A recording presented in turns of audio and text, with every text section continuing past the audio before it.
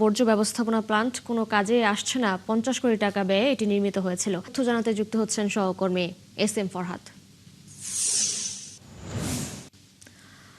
ফরহাদ, প্লান্টটি থেকে বায়োগ্যাস ও বিদ্যুৎ উৎপাদন কেন হচ্ছে না, কোনো কারণ আপনি জানতে পেরেছেন কিনা এবং সংশ্লিষ্ট যারা আছে তাদের সাথে কারো আপনার কথা হয়েছে কিনা? ধন্যবাদ আপনাকে।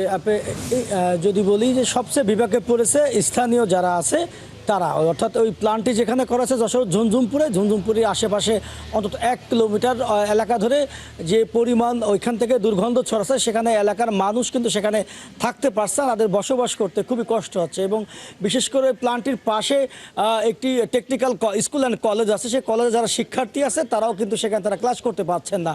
এবং বিশেষ করে বেশি সমস্যা হচ্ছে বৃষ্টির সময়, এবং যখন অতিরিক্ত বৃষ্টি হয় সেখানে ওই বজ্র পানি কিন্তু আশেপাশে ছড়িয়ে পড়ে আরও বেশি স্বাস্থ্যকর ক্ষতি হচ্ছে এবং এলাকার যারা মানুষ তারা কিন্তু বেশি সমস্যার সম্মুখীন হচ্ছেন। তো এখানে এই বিষয়ে আমি আসলে যশোর পৌর কর্তৃপক্ষের সঙ্গে কথা বলছি। তারা যেটা জানিয়েছেন যে এই প্ল্যান্টটি কিন্তু তারা একটি বেসরকারি সংগঠনকে তারা লিজ দিয়েছেন, অর্থাৎ তারা এটা দেখভাল করছেন।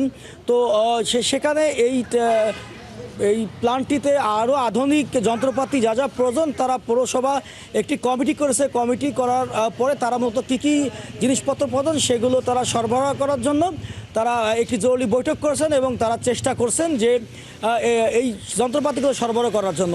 আর যেই সংস্থাটি এটা কাজ করছে তাদের সঙ্গে কথা বলেছি, তারা যেটা জানিয়েছেন যে মূলত বজ্র থেকে সার তৈরি করার জন্য যে আধুনিক যন্ত্রপাতি দরকার সেই যন্ত্রপাতি কিন্তু তাদের সংকট রয়েছে। সংকটের কারণে মাত্র যে 100% ভিতরে মাত্র 15% বজ্র তারা রিফাইন করে বিদ্যুৎ এবং গ্যাস তৈরির কথা রয়েছে, কিন্তু শুধুমাত্র সার তৈরি করছেন।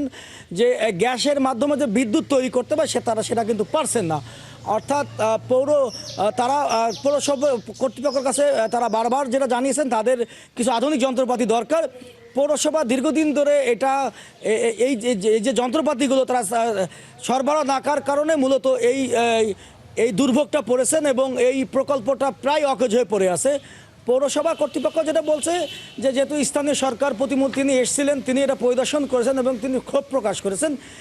তিনি একটি তদন্ত কমিটি করবেন, তদন্ত কমিটির মাধ্যমে এটাকে কিভাবে আধুনিকরণ করে এটা পুরোপুরি সচল করা যায় সেটা তিনি বাস্তবায়ন করবেন। এবং এই যে আমরাও সেই আশাই করছি।